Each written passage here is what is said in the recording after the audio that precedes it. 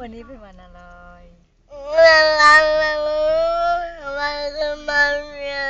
ดีๆวันนี้วันอะไรลูกวันคริสต์มาวันคริสต์มาสแล้วน้องแพรได้ของขวัญหรือเปล่าคะได้ค่ะได้จากใครลูกได้ซานตาคลอสได้จากซานตาคลอสซานตาคลอสให้อะไรลูกคะให้ของขวัญลุงซานตาคลอสแล้วน้องแพรกำลังทำอะไรอยู่ตอนเนี้ย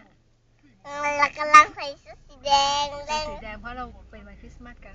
นี่แน่แล้วคุณแม่หอมคุณแม่หนึ่งทีเก่งค่ะคุณลูกเก่งชื่นใจจริงๆชื่นใจจริงๆถ่ายกัน1 2 3แม่ขนหรือยังแม่หอมที่ดิแม่ถ่ายแม่ถ่ายอยู่นะเนี่ยลูกกดยังไงกดหรือยังปิดแล้วนะ